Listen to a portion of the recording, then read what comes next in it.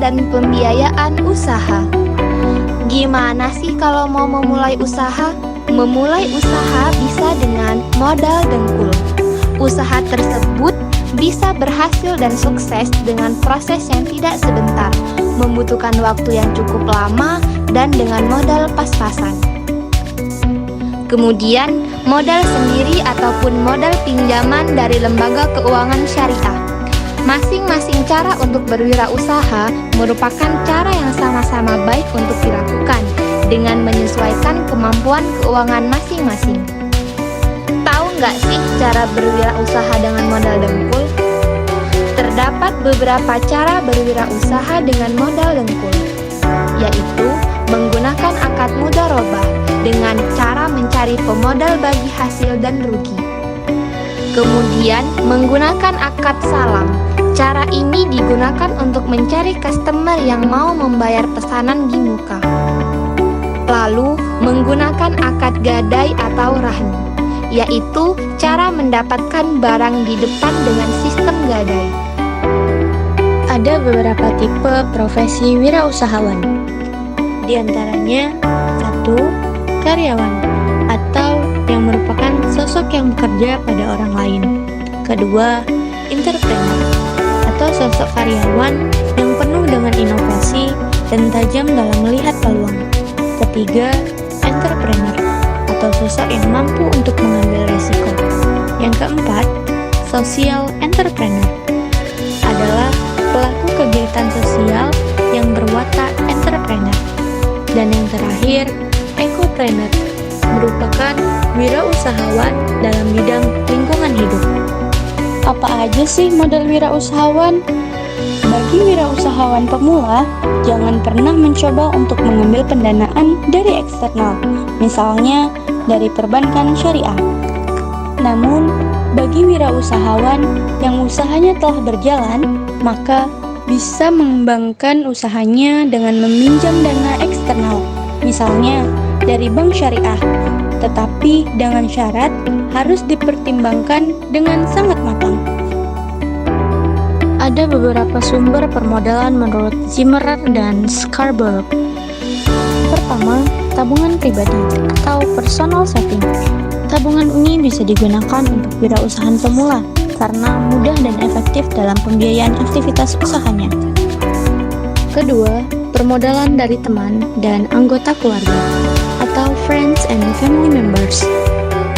Pinjaman ini bisa dipertimbangkan untuk memulai usaha, tetapi karena ini merupakan pinjaman, maka harus dikembalikan. Ketiga, malaikat penolong atau angels. Pemodalan ini bersumber dari orang-orang kaya yang mau menginvestasikan uangnya dalam pemulaan usaha. Yang keempat, mitra atau partners.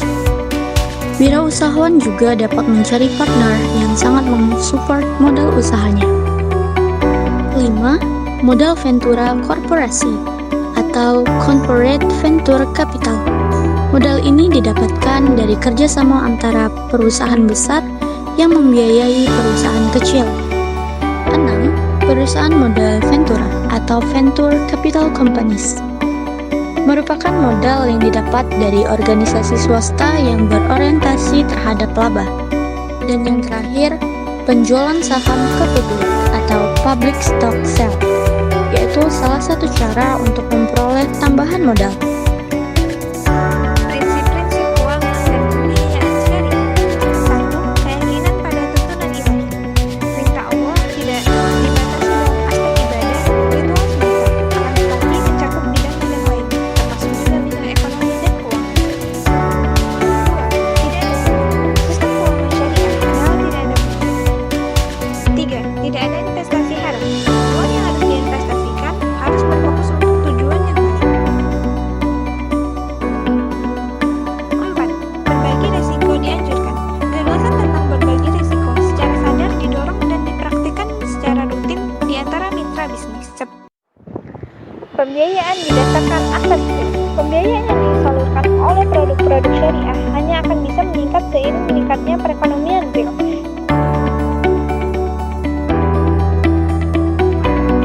Aktivitas pembiayaan syariah. Aktivitas ini berguna untuk